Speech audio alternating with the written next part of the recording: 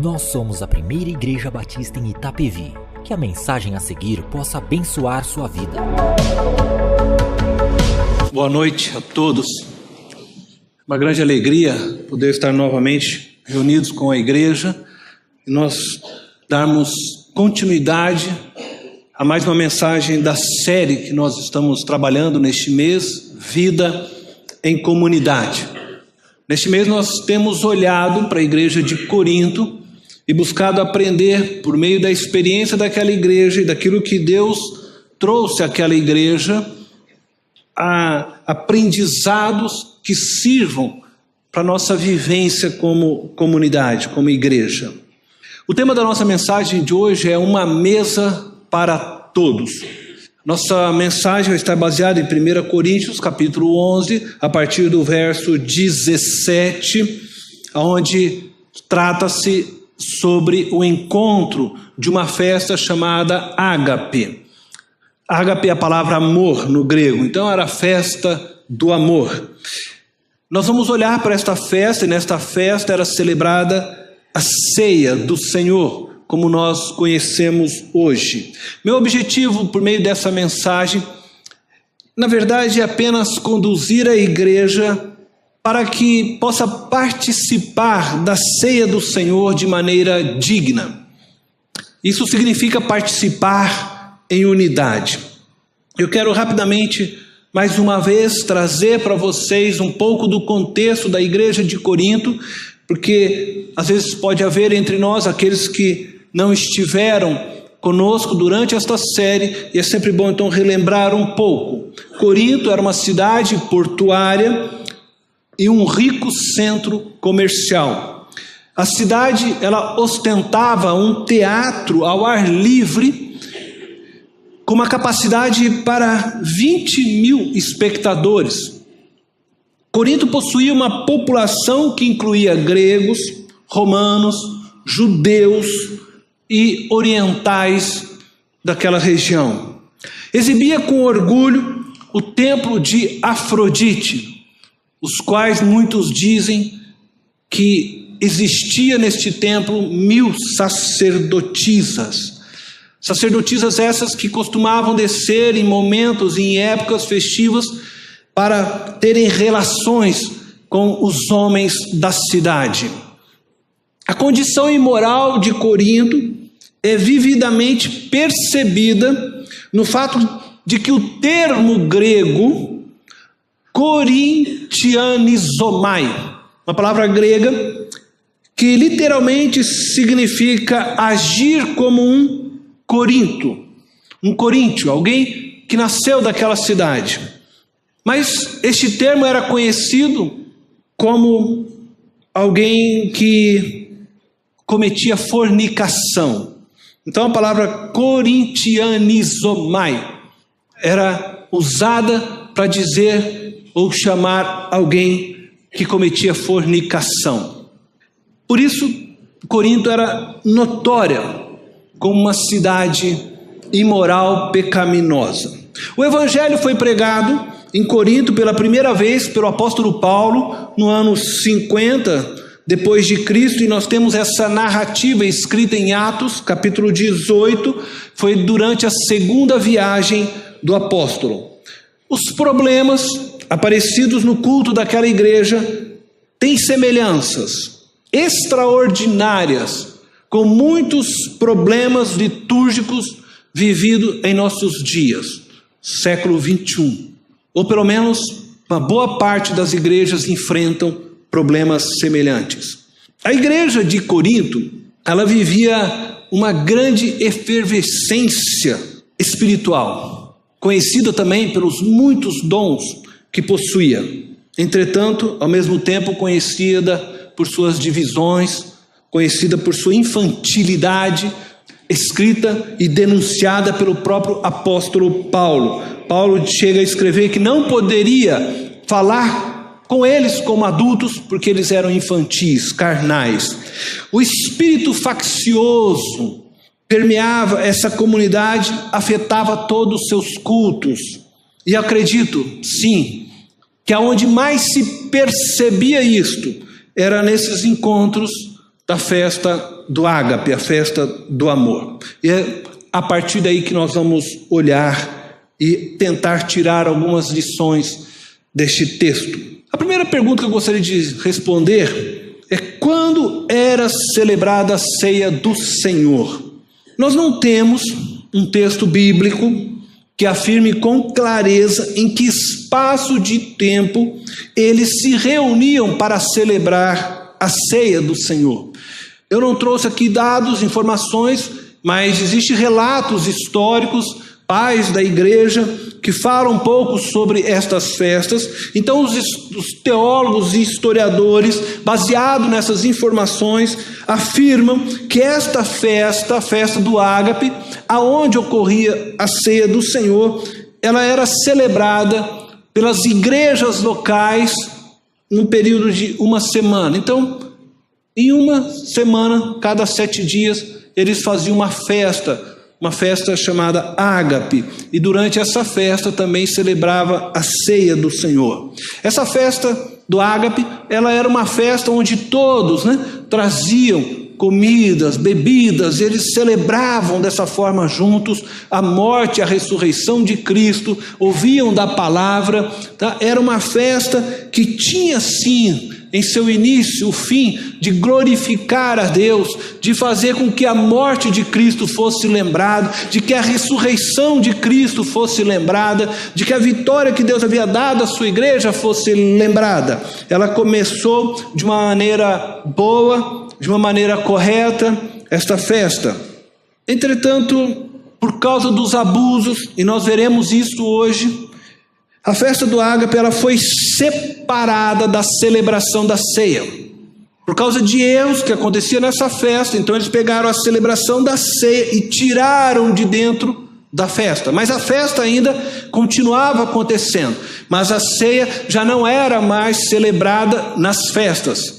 Isso aconteceu a partir do século II. A festa do ágape desapareceu do calendário cristão no final do século VII, ao ser proibido pelo concílio de Cartago. Então nós vamos agora sim olhar para essa festa e como os coríntios celebravam e como era lembrado a ceia do Senhor em meio a tudo isso. E aí então eu vou levantar uma segunda pergunta: o que significava comer o pão e beber o cálice indignamente? O que significava comer o pão e beber o cálice indignamente? E aí eu quero convidar vocês para nós começarmos então a leitura da palavra de Deus. 1 Coríntios, capítulo 11, verso 17, verso 18, diz assim: entretanto, nisto que lhes vou dizer, não os elogio, pois as reuniões de vocês mais fazem mal do que bem. A palavra lhes vou dizer, no grego, é a palavra parangelo. Lembra que parangelo lembra evangelho? Só que essa palavra, evangelho, nós falamos de boas notícias. A palavra parangelo está falando de anunciar, mas é anunciar algo no sentido de acusar. O que Paulo está dizendo mais ou menos é: nisto, no que vou acusar vocês, é uma palavra mais dura. Aí vem logo em seguida, não os elogio. Então dá para perceber através dessa palavra que Paulo já está dando realmente uma chamada neles, porque ele está dizendo como quem vai acusá-los. E aí ele continua então: pois a reunião de vocês mais fazem mal do que bem. Em primeiro lugar, ouço que quando vocês se reúnem como igreja, há divisões entre vocês, e até certo ponto eu o creio. A palavra divisões, para que vocês também saibam, essa palavra, ela é a palavra grega cisma. Cisma é a ideia de um rasgo. Você pega um vestido, um pano, e você puxa aquele pano, você rasga o pano. Um cisma é essa ideia. Paulo está dizendo que há um cisma entre eles. Vocês, estão agindo como se tivesse rasgado algo. E quando nós rasgamos um tecido, quando você pega um tecido e abre e você vai rasgando aquele tecido, aquilo faz o quê? Muitos estragos no pano, faz feridas. Você pode até costurar aquele tecido, tentar juntar, mas não vai ficar algo perfeito. Paulo está dizendo, eu estou acusando vocês, e vocês estão causando um cisma, vocês estão fazendo um rasgo no corpo de Cristo. Vocês estão provocando feridas, vocês estão provocando coisas muito sérias. Paulo, ao se referir então à celebração, ele chega a dizer no verso 17 que nós lemos, que as reuniões faziam mais mal do que bem, porque essas reuniões estavam causando o quê? Feridas nas pessoas. Eles não se reuniam e causavam edificação, pelo contrário, como um rasgo, eles estavam rasgando, na verdade, corações, vidas. Paulo chega também a dizer que não só mal, mas não causava também o bem. Claro, além de causar um rasgo, feridas nas pessoas, não produziam nos seus encontros o bem. Não edificavam vidas, não consolidavam a unidade do corpo. Veja que o que Paulo fala é muito sério. E aí, basta nós pensarmos em algo simples. Jesus disse o seguinte: nisto vocês serão conhecidos como meus discípulos, se houver amor. Agora, se essa igreja está causando rasgo, feridas, machucando pessoas, o amor não é visto entre eles. Automaticamente o que eles estão fazendo é testemunhando contra o próprio Cristo, a quem eles anunciam. Porque se o amor proclama o Cristo que nós cremos, o inverso também é válido. A falta de amor entre eles, as divisões causadas entre eles, anunciam que eles não pertencem a Cristo. E dessa forma faz com que Cristo seja então envergonhado, desonrado. Por isso o assunto é sério, por isso Paulo está tratando disso como uma coisa séria. E ele vem então acusando, apontando, vamos dizer assim, o dedo na ferida. 1 Coríntios capítulo 11, versículo 20 diz: quando vocês se reúnem, não é para comer a ceia do Senhor, porque cada um come sua própria ceia sem esperar pelos outros. Assim, enquanto um fica com fome, outro se embriaga. Veja só no verso 21, quando ele diz que cada um come a sua própria ceia sem esperar. A palavra grega sem esperar é a palavra prolambano. Prolambano tem a ideia de não dar a oportunidade. O que Paulo está dizendo é que eles comem a ceia sem dar ao outro sequer a oportunidade de comer, de participar daquela mesa. Veja como que a coisa é séria. O que acontecia? Acontecia que existia dentro da igreja divisões entre classes sociais, divisões entre culturas, gregos, romanos, judeus, e essas pessoas não estavam conseguindo se entender. Então elas iam para a festa do ágape, aonde também celebrava-se a ceia do Senhor, e deveriam todas participar dessa mesa. Então todos levavam lá o seu prato, todos levavam a sua bebida para participar desse ato. E naquele tempo, sim, costumavam levar vinho para tomar. E aí então, quando iriam celebrar isso, que deveriam celebrar todos juntos, o que acontecia era que alguns já haviam comido toda a comida, outros já haviam bebido todo o vinho.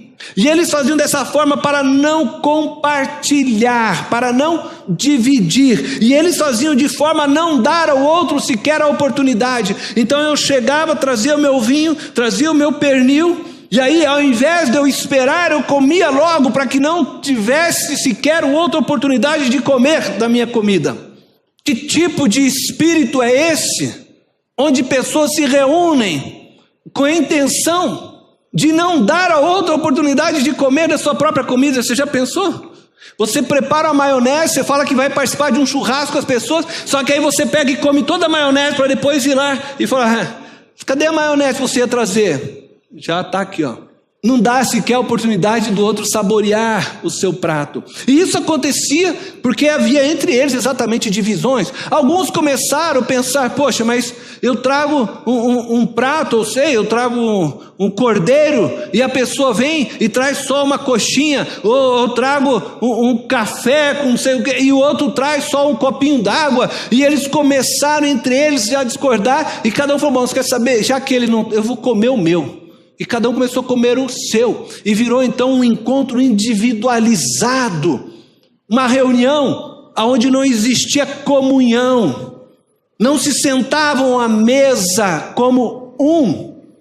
Essa mesa não era mais para todos, ela era só para mim, cada um fazia a sua refeição. Conforme nós podemos continuar lendo o verso: porque cada um come a sua própria ceia sem esperar pelos outros, assim, enquanto um fica com fome, outro se embriaga. Então aqueles irmãos que eram de uma classe mais pobre, eles não tinham abundância já no seu dia a dia, possivelmente já passavam fome no seu dia a dia, mas encontravam uma oportunidade nessas ceias de poderem, pelo menos no encontro semanal, se alimentarem um pouco melhor. E aquele grupo que tinha condições, grupo de comerciantes, grupos que tinham condições, eles começaram a falar: bom, já que eles não trazem, eles só vêm para comer, eu vou comer o meu. E aí essas pessoas chegam agora e não encontram também comida ali. Os irmãos não estavam dividindo. E o que acontecia? Passavam fome, enquanto outros estavam, já caindo de bêbado, porque tinha tomado todo o vinho, para não dividir, ele virava o garrafão. Aí você tinha um com fome, com sede, outros, com a barriga, vamos dizer assim, estourando, para não dividir, e bêbado ainda, Essa era a festa de Corinto. Assim eles comemoravam a ceia. E aí o apóstolo Paulo pergunta: será que vocês não têm casa onde comer e beber? Quer dizer, quando vocês estão vindo para cá, que é hora de dividir, compartilhar, fazer uma mesa única, sentar todos juntos, vocês chegam aqui e acabam fazendo isso? Quer dizer, será que vocês não têm onde comer ou beber? E aí, mais uma vez eu falo, Paulo usa uma expressão que eu acho forte. Ele faz essa pergunta: ou desprezam a igreja de Deus e humilham os que nada têm. Aí, mais uma vez, ele levanta a pergunta: eu, Paulo, os elogiarei por isso? Certamente que não. Como? Paulo, como eu posso elogiar o que vocês estão fazendo? Quando Paulo pergunta se vocês desprezam a igreja de Deus, é aquela pergunta retórica, não precisa responder. O que vocês estão fazendo é um desprezo à igreja de Deus. Além de humilhar os que não têm, e que talvez venham aqui numa expectativa assim, de poder comer um pouco melhor, de poder beber algo um pouco melhor nos encontros entre os irmãos, para compartilhar, dividir, vocês tiram eles de lado, vocês não dão sequer a oportunidade para que estes comam, para que eles bebam com vocês. O que vocês estão fazendo é desprezando a igreja de Deus. É isso que Paulo está dizendo.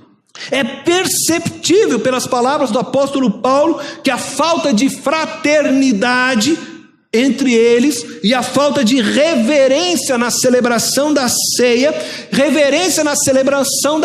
preste atenção no que eu vou dizer. Paulo está referindo aqui à reverência para com o corpo de Cristo. Isso não significa reverência para com o pão e nem para com o suco de uva, que são elementos da ceia, que muitos lugares trazem para estes elementos coisas místicas. Aí começam a querer dizer que se você comer este pão, você beber do cálice, você pode entrar no avião, o avião cair, todo mundo morre, mas você vai ficar salvo, porque você comeu daquele elemento, a graça de Deus está agora sobre sua vida. Não é nada disso. Quando você comer do pão, você beber do cálice, isso não vai virar carne de Cristo, nem sangue dentro do seu corpo. Não. O que Paulo está querendo afirmar aqui, preste atenção, que a falta de reverência, desprezo à igreja de Deus, está ligado com a falta de amor com os irmãos. Reverência para com o corpo de Cristo é reverenciar cada filho, cada membro, cada pequenino que pertence ao Senhor. quando eles desprezam aqueles pequenos que não tinham condições sequer financeiras de trazer um prato, mas que queriam estar ali sim, junto com a igreja, celebrando, comendo, quando eles desprezam isso, eles estão faltando com reverência ao corpo de Cristo, porque eles estão desprezando filhos de Deus. Isso é falta de reverência para com o corpo. E isso os tornavam indignos de participar da mesa do Senhor. É sobre isso que Paulo está falando. Isso é ser indigno de participar da mesa. É você viver sem ter disposição de compartilhar e repartir as bênçãos que Deus tem dado a você com os irmãos que estão ao seu redor. Se você não tem essa disposição de compartilhar e de viver unidade, você senta na mesa indignamente, porque Cristo nos chamou para vivermos a unidade no corpo. E você precisa aprender a amar qualquer um dos filhos de Deus. Não importa a sua conta bancária, não importa a sua classe social, não importa a sua vida, você precisa amá-los. Isso significa dizer, e eu volto a pedir que vocês prestem atenção no que eu vou dizer, para não trocar o que eu estou dizendo. Não são os pecados que nós cometemos em nossos erros, nossos atos falhos, que nos tornam indignos de sentar na mesa. Preste atenção, não são os nossos atos falhos, todos nós erramos, todos nós falhamos em alguma coisa. Às vezes você falha pensando coisas que não deveria pensar, às vezes você acabou mentindo ali, ou às vezes você fez algo que não deveria ter feito. Mas quando Cristo te chama para sentar-se e você vem participar da mesa do Senhor, e você reconhece que é pecador, você reconhece que sim, Senhor, eu cometo atos falhos, mesmo eu não querendo, eu acabo por cometê-los, como diz o próprio apóstolo Paulo. Senhor, eu peço sim perdão, e eu sento à mesa, mas eu sento baseado na graça de Deus. Portanto, você é chamado para sentar, não são esses pecados que devem impedir você de sentar, mas o sentar indignamente que aqui está dizendo, é exatamente você desprezar o seu irmão. Você não pode sentar à mesa do Senhor desprezando o seu irmão. E você sabe que o amor, ele nos chama para que nós possamos dividir. O amor, ele nos leva para olhar para o outro. Quem ama, olha para o outro. Quem ama, divide a vida com o outro. Quem ama, divide o que tem, o que possui com o outro. Por quê? Porque assim é o amor. Deus é amor. E Deus nos amou de tal forma que Ele dividiu o que? A sua própria vida. Ele nos oferece a sua vida. Ele nos colocou como amados e dessa forma Ele entregou o próprio Filho para que nós possamos experimentar essa graça e viver a vida. O amor, ele age. O amor, ele vai em ação. O amor não é algo que fica parado. O amor é ação constante. Agora, o que é o oposto do amor? Muitas vezes as pessoas pensam que é o ódio. Não, não é o ódio. O oposto do amor é a indiferença. Indiferença. Sabe quando você decide tornar alguém indiferente a você, você está ferindo o corpo de Cristo, você está sentando indignamente na mesa do Senhor. A indiferença é um ato de assassinar alguém sem matá-lo. Se alguém me fez um mal, aí eu falo assim, Deus, olha, eu perdoo aquela pessoa. A gente ouve muito isso, né? Mas a partir de hoje, o nome dela na minha agenda está riscado. Aqui comigo não anda mais. Quando a pessoa está de um lado da calçada, eu atravesso a calçada para o outro lado. Se a pessoa passa, estende a mão, eu faço de conta que não vi e toco reto. Eu matei essa pessoa da minha relação. Isso é pecado. Isso é assassinato. Isso é sério. Isso estava acontecendo nessa igreja. Eles estavam sendo o quê? Indiferentes um ao outro. Não dando oportunidade para o outro. E quando exercemos esse tipo de coisas, nós sentamos indignamente na mesa do Senhor. Porque Cristo morreu por todo homem, por toda mulher, por toda criança, por todo jovem, por todo velho, por todo ser humano naquela cruz. E nós não podemos ser indiferentes com ninguém. Todo mundo é digno do amor de Deus. Todo mundo foi chamado por Deus para sentar nesta mesa. Essa mesa é uma mesa única para todos. E você não pode tratar e colocar pessoas na sua lista dos indiferentes. pessoas que eu não vou lidar mais com essa pessoa. Ela já me feriu tantas vezes, eu já contei, foi mais de 70 vezes 7. Não, você não pode agir dessa forma. A palavra de Deus diz, não matarás. E Jesus disse, lembra do que está escrito, não matarás? Jesus diz, eu agora vos digo, né? Não só matar.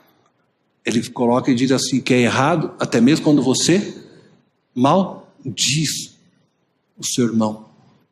Maldizer alguém já é errado para Jesus. E a Bíblia fala sobre isso. Você não pode dizer que ama a Deus e odeia o quê? O seu irmão. E você não pode dizer que perdoou alguém e você tirou ele da tua lista e não cumprimenta mais, tornou frio, né? Você já viu isso? Coisa de criança faz? Agora, né? Como é que era lá? Eu não sei mais, né? Acho que é assim, né? Tô de mal, é isso, né? Tô de mal de você. Aí sai lá, né? Aí passa lá o coleguinha, né? Vai cumprimentar. Oi, tem crente que vive assim, na infantilidade, na criancice, né? Tô de mal de você. Eu nem lembro mais como é que fazia a paz depois, né? Assim. Aí fica esperando, crente, faz assim, tá? Paz com todos, né? Conserte a sua vida. Não sente na mesa dessa forma indigno. O que nos torna indigno participar da mesa é a atitude de desprezo com os nossos irmãos, com os menores. É a insistência em não compartilhar a vida com o outro. Não se pode beber do mesmo cálice e comer do mesmo pão sem se tornar um com o outro. Você não pode fazer isso. Você não pode achar que você come do pão e da vida de Cristo simbolicamente, enquanto o outro também come. Aí você fala, não, mas eu não tenho nada com aquilo. Como você não tem nada? É o mesmo corpo que você está comendo. É da mesma fé. Não se pode. Isso é comer indignamente. No cristianismo não existe mais o eu, só Cristo. Você deixa de existir, só Cristo. Todos existimos para Ele. Só Ele é. E só Cristo pode dizer, eu sou, porque nós não somos. Eu e você não somos. Nós só somos qualquer coisinha dentro de Cristo, na vida em Cristo. Porque só Ele é vida, só Ele é ressurreição, só Ele é luz, só Ele é o Filho de Deus. Só Ele. E nós somos nele. Fora dele, nada somos. Não existe, porque não temos vida própria. No reino de Deus existe apenas uma mesa, onde todos são chamados para participar desta mesa. Não existe uma mesa para cada denominação. Não pensa que lá no céu vai ter uma mesa para os batistas, depois tem outra mesa lá para os assembleanos, tem outra mesa lá para os congregacionais, enfim. Não, é uma mesa só. Todo mundo vai se alimentar do mesmo alimento. Não existe uma mesa para cada grupo, né? Não existe uma mesa para cada pessoa, é uma mesa só, compartilhada por todos. Tudo que está sobre a mesa de Cristo é para todos. Todos os filhos são amados da mesma maneira. O problema dos coríntios é esse, é que eles se reuniam, mas permaneciam na individualidade. Não se tornavam uma comunidade.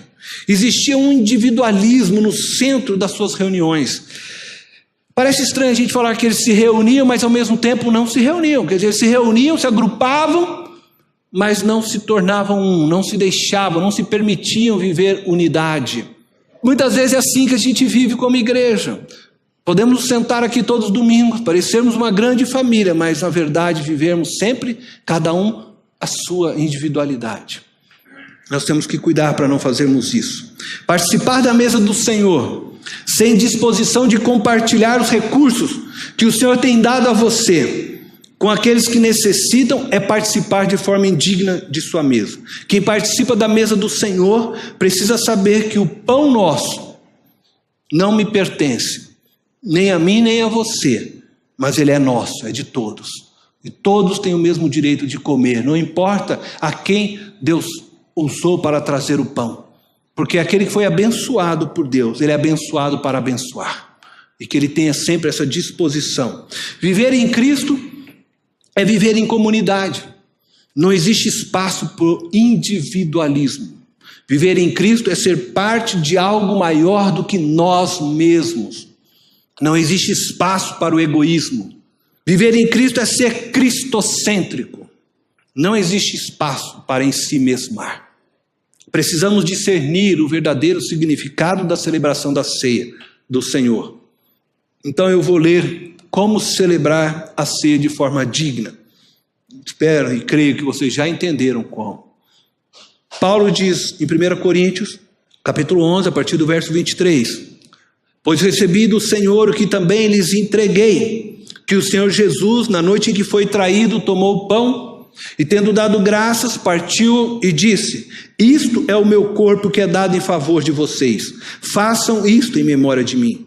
Da mesma forma, depois da ceia, ele tomou o cálice e disse: este cálice é a nova aliança no meu sangue. Façam isto sempre que o beberem em memória de mim. Porque sempre que comerem deste pão e beberem deste cálice, vocês anunciam a morte do Senhor até que ele venha. Ao repartir o pão, Jesus diz: isto é o meu corpo que é dado por vós, que é dado por vós, por vós. O pão simboliza o alimento e a vida. Dessa forma todos nos alimentamos de Jesus Cristo. O próprio Jesus diz: eu sou o pão da vida. É assim que nós recebemos vida, a vida de Cristo em nós. O pão sendo repartido simboliza que Cristo foi distribuído entre nós e que ele se faz presente por meio de cada um de nós. Ele divide a sua vida e compartilha com cada um de nós. E quando nos reunimos, é a igreja, o corpo reunido. Foi necessário que Cristo derramasse seu sangue como propiciação, pagamento dos meus e dos seus pecados. O sangue de Jesus nos justificou e nos tornou santos diante de Deus. O sacrifício de Cristo nos tornou membros do mesmo corpo, filhos do mesmo Pai, servos do mesmo Senhor. Portanto, em Cristo somos um. E a ceia do Senhor, ela nos traz também isto à memória. Jesus morreu para que fôssemos um. E Jesus orou intensamente por isso. E o apóstolo João escreve no Evangelho de João, capítulo 17, e por diversas vezes ele diz que na oração intercessória de Jesus, Jesus diz ao Pai, para que eles sejam um como eu sou um contigo. Que eles sejam um conosco. Que coisa maravilhosa. Jesus nos chama para ser um com Ele e Ele é um com o Pai. Nós somos chamados para nos unirmos a essa trindade santíssima de uma forma mística, misteriosa, mas nós somos chamados para nos tornarmos um com eles. Essa é a oração de Jesus: Pai, assim como eu sou um contigo, eu oro para que eles sejam um também conosco. Nós somos chamados para participar dessa vida, isso é ser um com eles, é a vida de Deus sendo distribuída, fluindo por meio de nós. E todo aquele que crê em Cristo entra nesse fluxo de vida de Cristo. Quando vivemos olhando somente para nós, para as nossas necessidades, nós não manifestamos o amor de Deus e demonstramos que não compreendemos o significado da cruz. Um culto verdadeiramente espiritual, entre outras coisas, é o que promove condições para que os crentes se aproximem da mesa do Senhor lúcidos, sóbrios, aptos para discernir o que estão fazendo e devidamente instruídos quanto ao sentido da ceia e capazes de dela participar então de forma digna, dispostos a compartilhar e dividir o que têm e o que são uns com os outros. Sejam dons espirituais, sejam bens financeiros, seja o abrigo de um lar, o que tiver, o que você possui, você deve estar disposto a servir, porque é assim que nós vivemos a unidade. Celebrar a ceia de forma digna é celebrar olhando para Cristo e olhando para o próximo. Não podemos dizer que nós estamos olhando para Deus sem olhar para o próximo, porque Deus nos obriga a olhar para o próximo. Participar da mesa do Senhor com entendimento é participar na expectativa de ver o outro participando junto com você. E não importa onde ele esteja e de onde ele veio. Sentar-se na mesa do Senhor de forma digna é fazê-lo estendendo a mão para que o outro possa também encontrar um lugar nesta mesa. E que você possa ser aquele que estenda a mão e traga-o para sentar na mesa. e desfrutar da bênção oferecida por Cristo através da sua graça. Celebrar a ceia de forma digna é celebrá-la com o coração disposto a oferecer o seu lugar da mesa para o outro.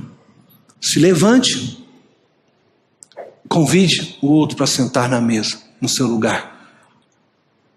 Porque foi isso que Cristo nos ensinou. Nunca considere alguém indigno de sentar na mesa. Porque era isso que os fariseus faziam. Os publicanos, não, pecadores.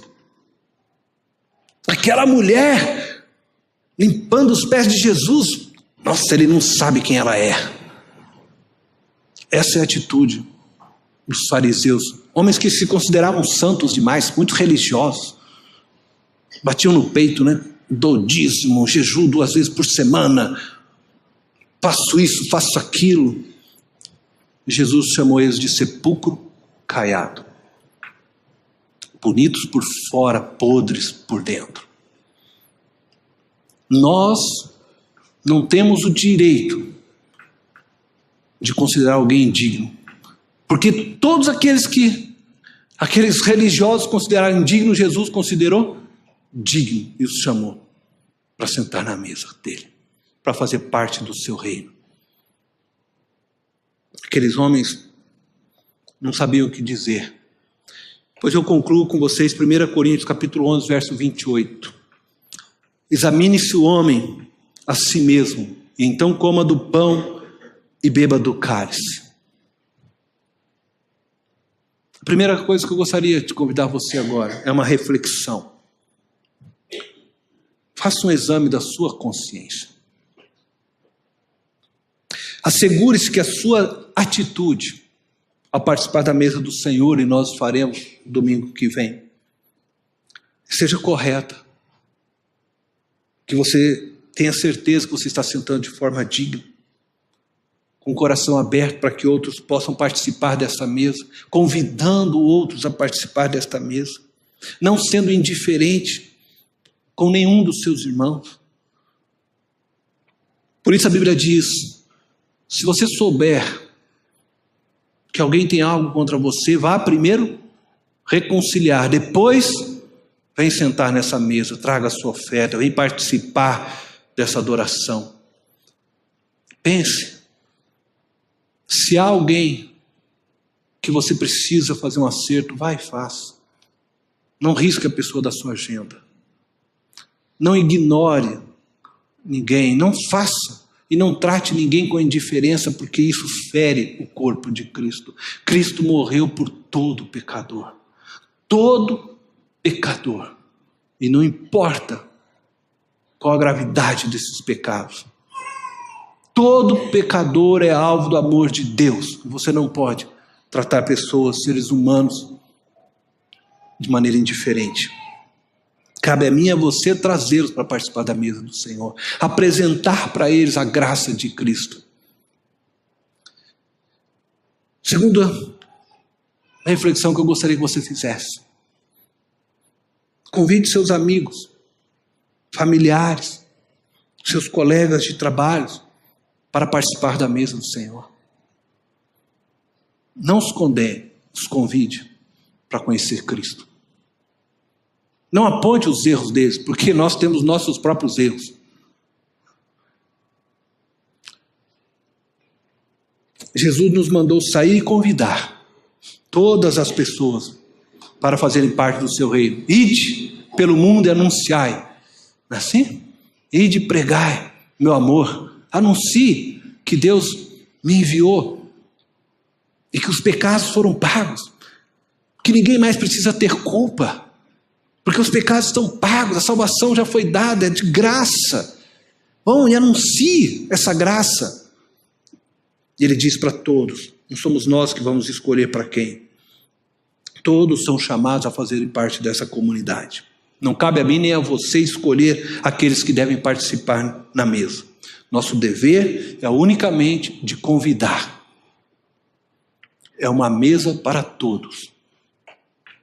E por fim, se você está aqui nessa noite e você ainda não aceitou Jesus como seu Salvador, como Senhor da sua vida, Hoje pode ser a oportunidade de você fazê-lo.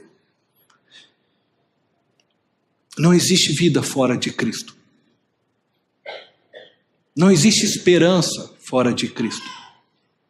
Não existe salvação fora de Cristo. Não são os políticos, não vai ser o presidente escolhido que vai salvar. Só existe um Salvador, Cristo Jesus.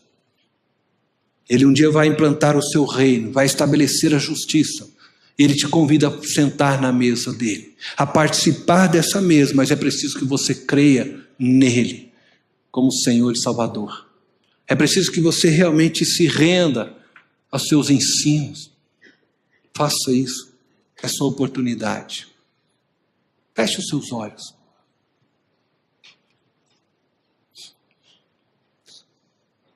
Eu vou dar um minuto de oração silenciosa para você. Se você, durante essa mensagem, se lembrou de alguém que você tem excluído da sua lista, da sua agenda, ora a Deus hoje por essa pessoa. Perdoa. Coloca o nome dela de volta na sua lista. Pode ser, quem sabe, até mesmo um pai, a mãe, pode ser um filho que tem te prejudicado e você de repente cortou da sua lista. Pode ser um amigo, um colega de trabalho, quem sabe, que passou por cima de você, te enganou, te traiu. Não sei. Mas se há alguém na sua lista, coloca o nome dela de volta e fala: Deus, eu quero que essa vida seja abençoada.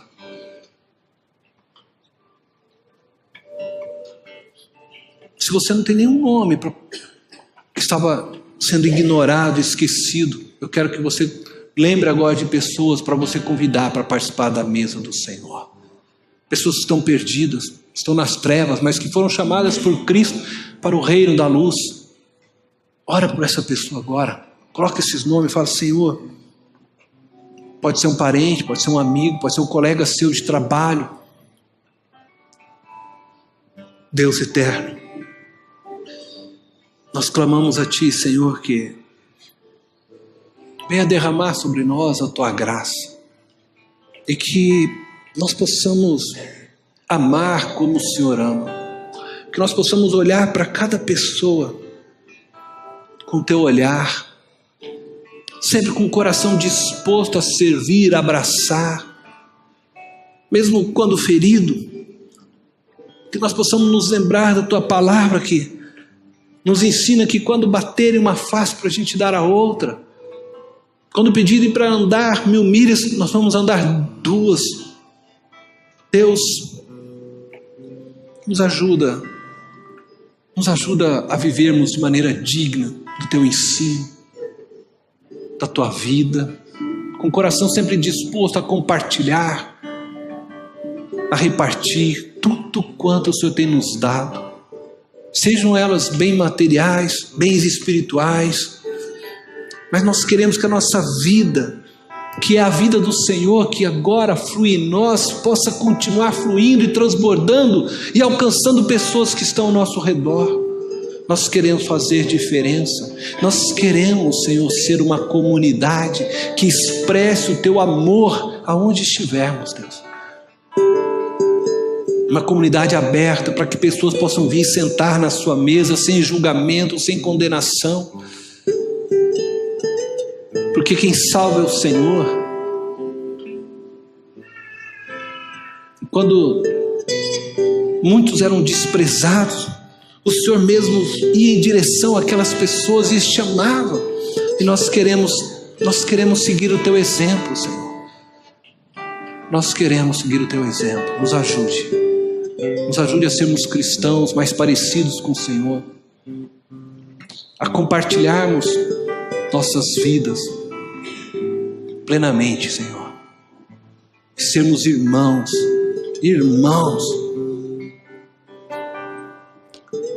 Obrigado por nos ensinar. Obrigado, Senhor, por este tempo. Em nome de Jesus. Amém. Esta foi mais uma mensagem especial da Primeira Igreja Batista em Itapevi. Que Deus te abençoe.